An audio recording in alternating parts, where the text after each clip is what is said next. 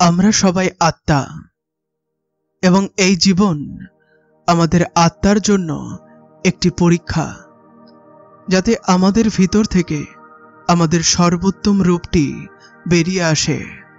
এবং ভগবদ্গীতা এই পরীক্ষায় উত্তীর্ণ হওয়ার একটি পথ নির্দেশিকা। ভগবদ্গীতার 18টি অধ্যায় রয়েছে এবং এটি সংস্কৃতে ভগবান শ্রীকৃষ্ণের দ্বারা দেয়া বাণী। সময়ের সাথে সাথে সংস্কৃত ভাষা দৈনন্দিন জীবন থেকে বিলুপ্ত হয়ে যায় এবং এই জ্ঞান মানুষ থেকে দূরে চলে যায়, এবং সময় মতো এটিকে বিভিন্ন ভাষায় অনুবাদ করা হয়েছে। এই প্রচেষ্টাকে এগিয়ে নিয়ে এই ভিডিওতে আমি 10 মিনিটে ভগবদ্গীতার কিছু গুরুত্বপূর্ণ অংশকে সহজ ভাষায় আপনার সামনে নিবেদন করছি। এই জ্ঞান ভগবান শ্রীকৃষ্ণ 5000 বছর আগে মহাভারতের বৃহত্তম ধর্মযুদ্ধ কুরুক্ষেত্রের যুদ্ধক্ষেত্রে অর্জুনকে দিয়েছিলেন। এটি এমন সময় ছিল যখন ধর্ম বারবার অবনমিত হচ্ছিল, মানুষের মধ্যে থেকে ঈশ্বরের ভয় উঠে যাচ্ছিল, লোভের প্রতিযোগিতায় ভাই ভাইকে হত্যা করার চেষ্টা করছিল, এবং শুধুমাত্র তাই নয়, দ্রৌপদী প্রকাশ্যে তার পরিবারের সামনে অপমানিত হচ্ছিল। এই ঘটনা ঘটার আগে মানুষ ধর্মযুগ থেকে কলিযুগে প্রবেশ করতে যাচ্ছিল।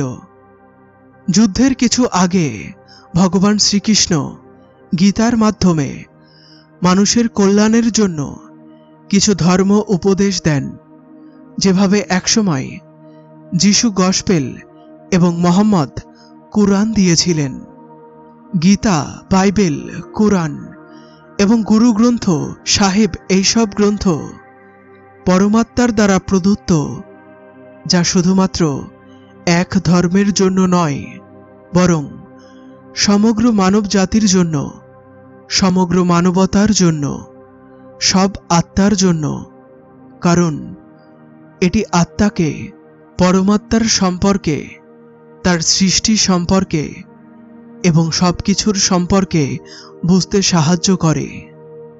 একজন মানুষ হিসেবে আমাদের অবশ্যই এই নিয়মগুলি মেনে চলতে হবে এবং রক্ষা করতে হবে, এবং এই নিয়মগুলির ভিত্তিতে আত্মাকে শরীর ত্যাগ করার পরে বিচার করা হবে। এই পরীক্ষায় উত্তীর্ণ হলে চিরকালের জন্য জন্ম মৃত্যুর চক্র থেকে মুক্তি পাওয়া যাবে।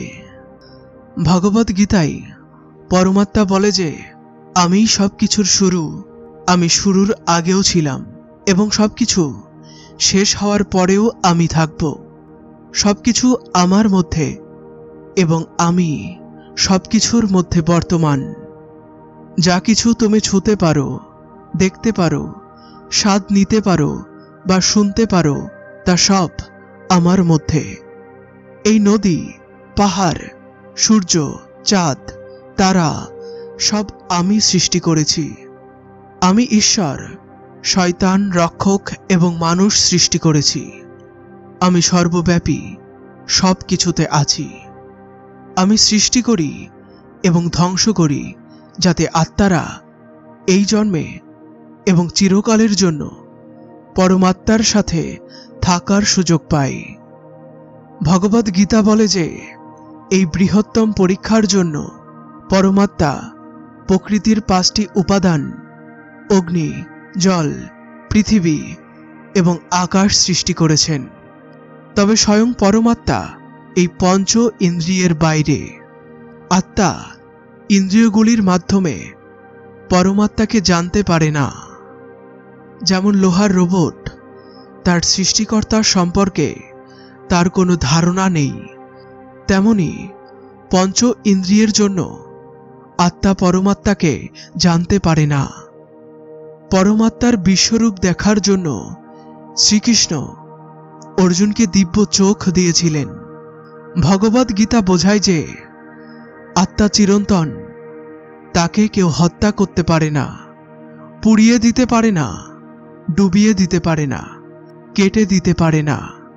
কিন্তু আত্মাকে পরমাত্মার সাথে চিরকাল থাকতে হলে এই পৃথিবীতে কোনো না কোনো রূপে অবশ্যই জন্ম নিতে হয়।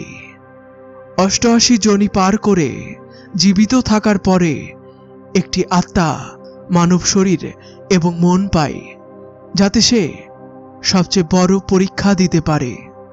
এই পরীক্ষার সময় মানুষকে বিভিন্ন ধরনের নিজের ভাই বোন বন্ধুদের সাথে সম্পর্কের মধ্যে রাখা হয়, যেখানে প্রতিটি আত্মা তার নিজস্ব কামনা বাসনা এবং রাজসিক ত্রুটিগুলি থেকে মুক্তি পেয়ে সাত্ত্বিক জীবনে প্রবেশের সুযোগ পায়।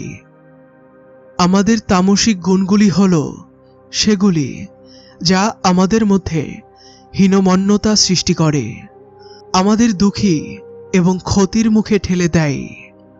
আর আমাদের রাজসিক গুণগুলি হল যা আমাদের ঈর্ষাকাতর এবং লোভী করে তোলে, অন্যদের ক্ষতি করতে প্ররোচিত করে। এই পরীক্ষার সময় প্রতিটি আত্মাকে তার তামসিক এবং রাজসিক গুণগুলিকে পরিত্যাগ করে তার সাত্ত্বিক গুণগুলির সাথে পরিচিত হতে হবে। সাত্ত্বিক গুণগুলি হল যা আত্মাকে তার চারপাশের প্রতিটি জিনিসের সাথে যুক্ত করে এবং তাদের ভালোবাসতে শেখায়। প্রতিটি আত্মাকে জীবনের 4টি স্তম্ভ ধর্ম, অর্থ, কাম, মোক্ষের জ্ঞান এবং বোঝাপড়া অর্জন করতে হয়। এই স্তম্ভগুলির মধ্যে প্রথমে ধর্মের স্থান। ধর্ম হল যা গীতায় লেখা আছে, বেদে লেখা আছে এবং গুরু গ্রন্থ সাহেবে লেখা আছে। ধর্ম হল যা ধারণ করা হয়েছে, যেমন আপনার হৃদয়, অর্থাৎ মিথ্যা না বলা, চুরি না করা, ঈশ্বরের অবমাননা না করা এবং অহিংসা পালন করা। এটাই ধর্ম। প্রতিটি আত্মাকে তার জীবনে সর্বদা ধর্ম অনুসরণ করতে হবে এবং তার রক্ষা করতে হবে। দ্বিতীয় স্তম্ভ অর্থ। প্রতিটি জীবন পৃথিবীতে আত্মারূপে থাকার অর্থ এবং তার মূল কারণ বুঝতে চেষ্টা করবে। জীবনে বাধা সৃষ্টি করা বিষয়গুলি মোকাবিলা করবে এবং সম্পর্কের আনন্দ উপভোগ করবে। একজন ভালো ছেলে বা মেয়ে, ভালো ভাই বা বোন, ভালো স্বামী বা স্ত্রী হয়ে পৃথিবীর সব সম্পর্কের মান বজায় রাখবে এবং এই পরীক্ষায় উত্তীর্ণ হবে। তৃতীয় স্তম্ভ কাম।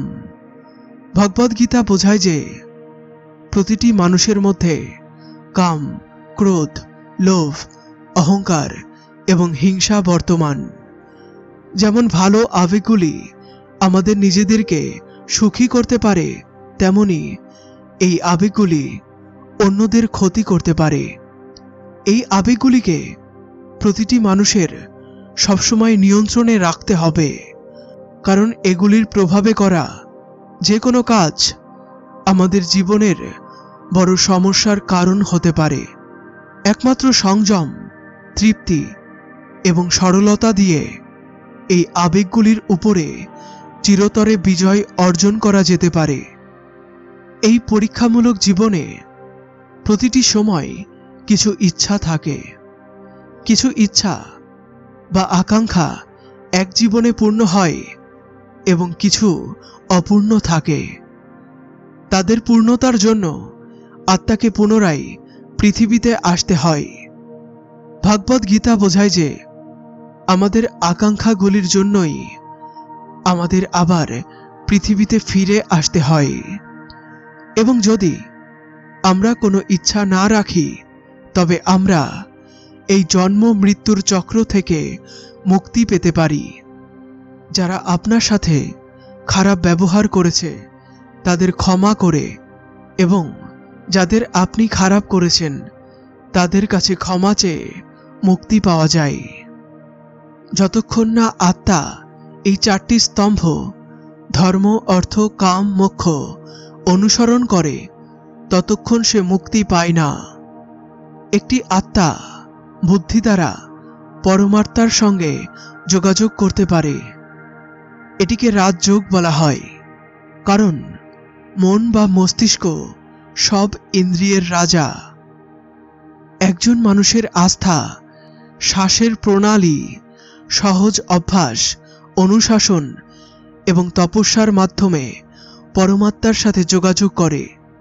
আমাদের শরীরের চক্র এবং কুণ্ডলিনী শক্তির অবস্থান সম্পর্কে জানতে হবে। আত্মা মেডিটেশন বা ধ্যানের মাধ্যমে মস্তিষ্ক থেকে পরমাত্মার সাথে যোগাযোগ করতে পারে। ধ্যান এবং কুণ্ডলিনী সম্পর্কে আমি অলরেডি ভিডিও দিয়ে রেখেছি। পরমাত্মার সঙ্গে যোগাযোগ স্থাপনের পথ হল ভক্তিযোগ।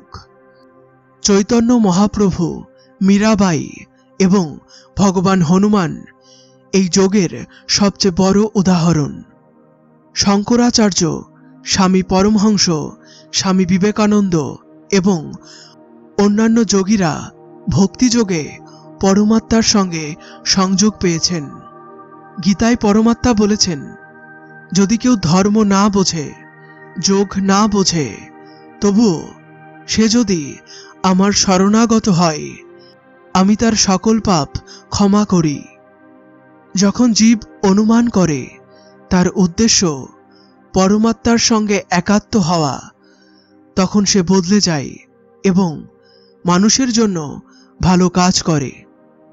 ভগবদ্গীতা, গুরুগ্রন্থ সাহেব, পুরাণ, বাইবেল, কোরআন ইত্যাদি দ্বারা এই পরমাত্মার অস্তিত্ব সম্পর্কে সঠিকভাবে বোঝার মূল পথ দেখানো হয়েছে। যদি আপনি এটি পছন্দ করেন এবং সঠিক ধারণা পেতে চান, তবে এই গ্রন্থগুলির মধ্যে যে কোনো একটি অধ্যয়ন করুন এবং আমাদের ভিডিওটি ভালো লাগলে চ্যানেলটি সাবস্ক্রাইব করে আমাদের সাথে জুড়ে থাকুন। ফিরে আসছি নতুন কোনো ভিডিও নিয়ে।